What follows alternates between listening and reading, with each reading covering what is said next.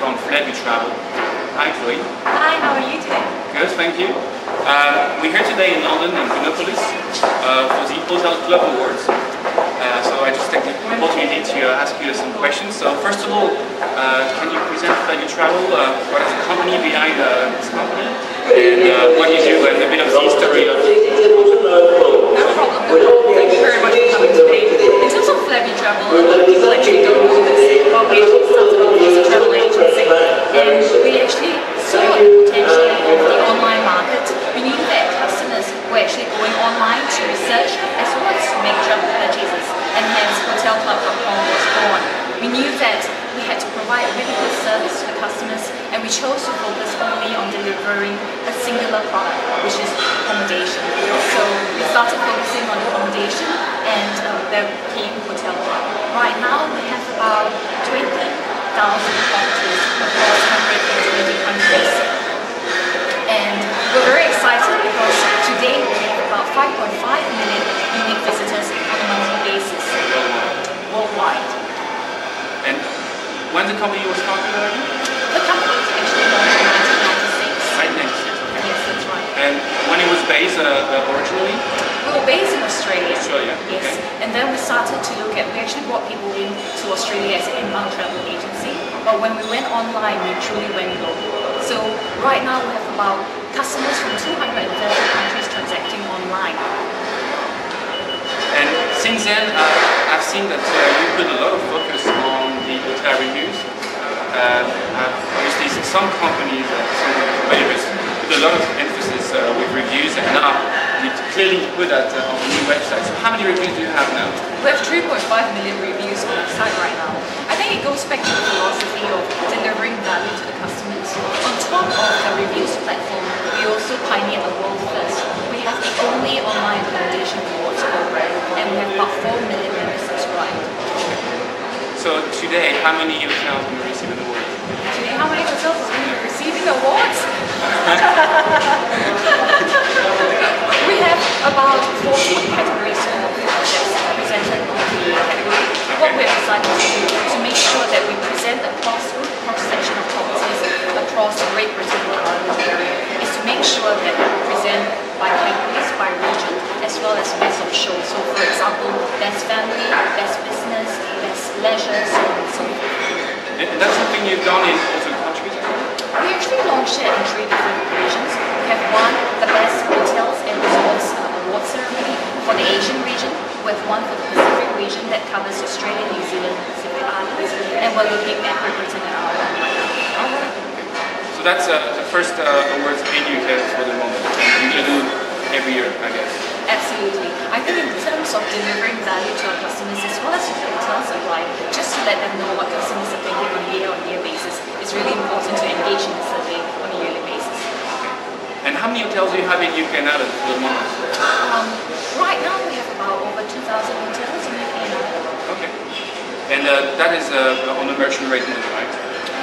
Well, Hotel Club itself is a very interesting model because we wanted to make sure that people can actually make bookings with no time limitations. Okay. So if you want to book 1 year out, you are able to do so. But if you want to actually make a booking today and check in today, you are able to do so as well with our last minute deal. So we actually have merchant rates as well as commission. Okay, so it's a combination of both. It's a combination of both. The best of both worlds. Okay. You've probably heard a lot about Web 2.0 functionality on the internet for the last 2 or 3 years.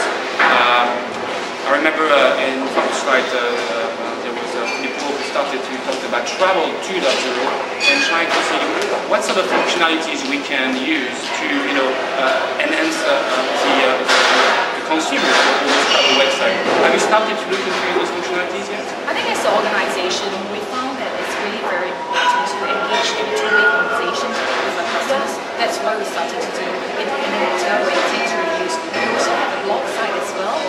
If I can remember, I think it's hotelclubnews.blogspot.com. Okay. And we have it for the rest of our sites as well. So it's actually very important for us. We appreciate that Web 2.0 will have a lot of functionalities that allow us to actually communicate with our customers as well as create a dialogue. So we are keen to explore, but at this point in time, we're going to be focused on creating user user-generated review through independent reviews, ratings, and so forth to deliver value to our customers. And in this blog, does that actually generate comments? Is that written by some of your team, or is that you have an editor? How does that work? We do have an editor, but we also solicit user comments as well, so as well as interactivity. So there is polls in it, there is editorial. It's really very wide. There's fly fishing in different parts of the world, how to book accommodation, what are some of the tips, so on and so forth, and that's everything. Okay. Now, rich media, with video on the web is becoming huge. YouTube was bought for £800 million by Google, and there's plenty of the players coming up, like Dailymotion in France is huge. Or Juice, so that was also the founders of Skype who are actually doing something that's Juice as well, right? Is that something you're going to also add on maybe the hotel description? I think multimedia, we recognize that there is a growing group of users that will use multimedia as more and more important, and this is what the modern world will be. At the same time, I think right now there are about 10% of, 17% of the world that has internet access. About 10% has broadband access. So we really need to look at if we are going to deliver good service to our customers. There is a huge base of customers that don't have access to broadband. So they will still need text description, they'll still need images. So based on our philosophy, if we need to still provide more information to them, allow them quick, efficient service, we'll need to make sure that our site is available for their use.